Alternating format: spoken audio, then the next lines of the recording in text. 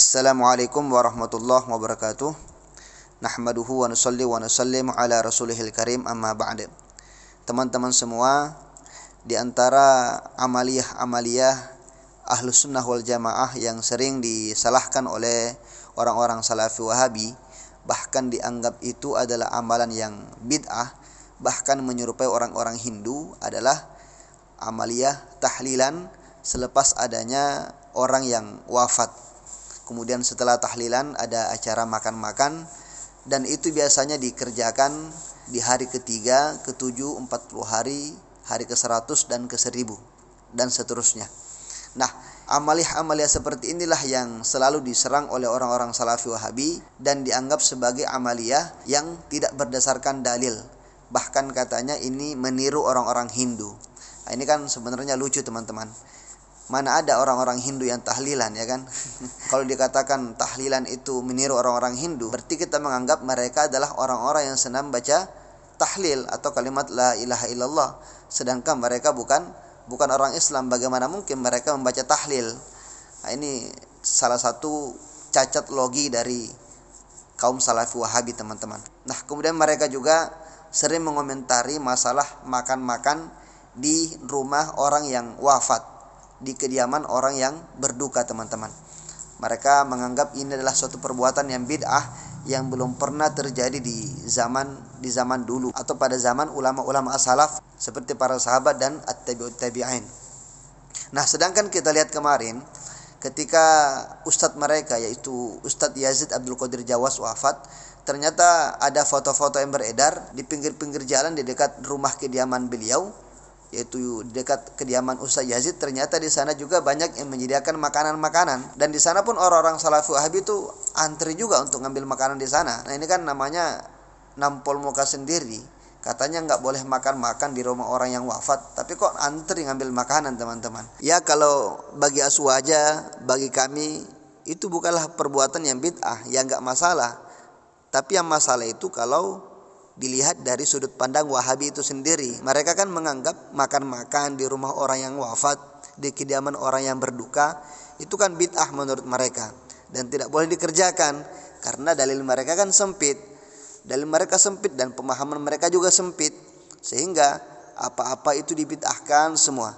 Beda dengan aswaja, dalilnya itu banyak dan wawasan mereka luas, sehingga mereka tidak gampang menyalahkan orang.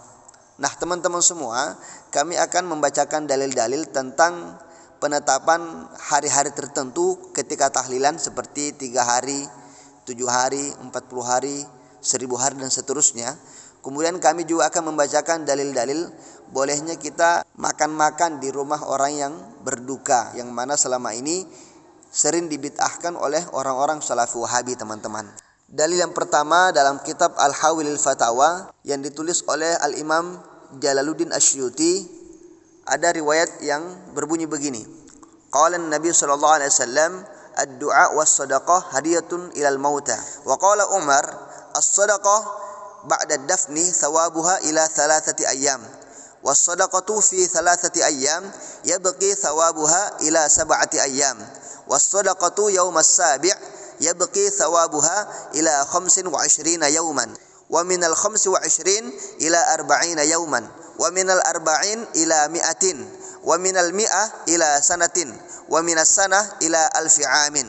Jadi Rasulullah SAW bersabda, doa dan sedekah itu adalah hadiah untuk mayit. Maka Sayyidina Umar berkata, bersedekah untuk mayit setelah mayit itu dikuburkan, maka pahalanya sampai 3 hari. Dan sedekah dalam 3 hari akan tetap kekal pahalanya sampai 7 hari. Dan sedekah di hari ke-7 akan kekal pahalanya sampai 25 hari. Dan dari pahala 25 sampai 40 harinya. Lalu sedekah di hari ke-40 akan kekal hingga 100 hari. Dan dari 100 hari akan sampai kepada 1 tahun. Dan dari 1 tahun sampailah kekalnya pahala itu hingga 1000 hari. Jadi memang ada riwayat yang menganjurkan kita untuk bersedekah di hari-hari tertentu. Karena bersedekah di hari-hari tertentu akan menolong si mayit di dalam kuburnya, sebagaimana yang diterangkan, sebagaimana yang diucapkan oleh Sayyidina Umar ini, teman-teman.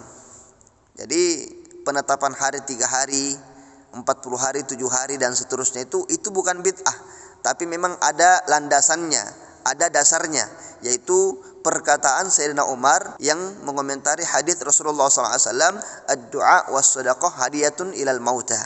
Kemudian dalil yang kedua, falamma ihtadara Umar amara Suhaiban ay yusalliya bin nas thalathata ayyam wa amara ay yaj'ala lin nas ta'aman fayut'imu hatta yastakhlifu insanan. Falamma raja'u minal janazah ji'a bit ta'am wa wudi'at al mawa'id fa'amsakan nas anha lil husni alladhi hum fihi. Faqala al Abbas bin Abdul Muttalib ayyuhan nas inna Rasulullah sallallahu alaihi wasallam qad mat fa'akalna ba'dahu wa sharibna wa mata Abu Bakar fa'akalna ba'dahu wa sharibna wa innahu la budda minal ajal fakulu min hadha at-ta'am thumma mudda al-Abbas yadahu fa'akala wa muddan nas aydiyahum fa'akalu. Jadi ada riwayat yang mengatakan begini, ketika Sayyidina Umar sebelum wafatnya, ia memerintahkan kepada Suhaib untuk memimpin sholat dan memberi makan para tamu selama 3 hari hingga mereka memilih seseorang. Maka ketika hidangan-hidangan ditaruh untuk orang-orang, disediakan untuk orang-orang, maka mereka tidak mau makan karena sedih, ya, karena disebabkan kesedihan. Maka Sayyidina Abbas bin Abdul Muttalib berkata, wahai hadirin, sungguh telah wafat Rasulullah SAW dan kita makan dan minum setelahnya. Begitu juga dengan Sayyidina Abu Bakar, beliau telah wafat dan kami makan dan minum setelahnya.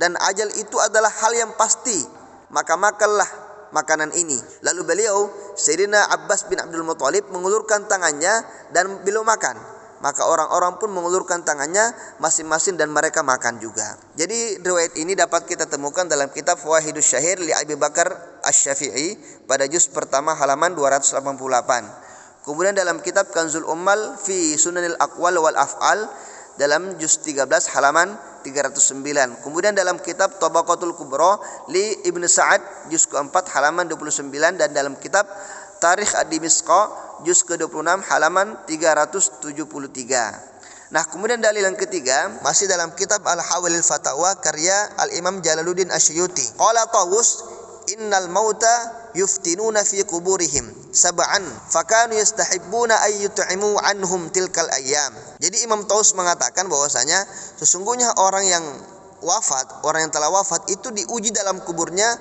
selama 7 hari. Maka para sahabat itu gemar untuk bersedekah makanan selama 7 hari. Kenapa? Karena itu dianggap bisa meringankan si mayit untuk menjawab pertanyaan-pertanyaan nanti di kuburan atau melewati ujian-ujian nanti di kuburan selama 7 hari itu. Nah, kemudian ada juga riwayat yang mengatakan An Ubaid bin Umair qol yuftinu rajulan mu'min wa munafiq fa ammal mu'min fayuftinu sab'an wa ammal munafiq fayuftinu arba'ina sabahan. Dari Ubaid bin Umair ia berkata, 2 orang yakni seorang mukmin dan orang munafik memperoleh fitnah kubur. Adapun seorang mukmin maka ia difitnah selama 7 hari. Maksudnya difitnah di sini adalah diuji dalam kuburnya. Jadi orang mukmin diuji dalam kuburnya selama 7 hari. Sedangkan orang munafik dia diuji dalam kuburnya selama 40 hari. Nah, teman-teman semua, dari dalil-dalil yang kami bacakan tadi, kesimpulannya menetapkan hari-hari khusus seperti 3 hari, 7 hari, 40 hari, 1000 hari dan seterusnya itu bukanlah perbuatan bid'ah karena memang ada dalilnya. Dan juga makan-makan di rumah orang yang wafat, di rumah orang yang berduka itu juga bukan merupakan perbuatan bid'ah karena itu juga ada dalilnya. Jadi apa yang selama ini orang-orang Wahabi tuduhkan kepada orang-orang Aswaja tentang bid'ah dan lain sebagainya itu hanya atas dasar kebodohan mereka atau karena ketidaktahuan mereka mengenai dalil-dalil tentang bolehnya makan-makan di rumah orang yang wafat.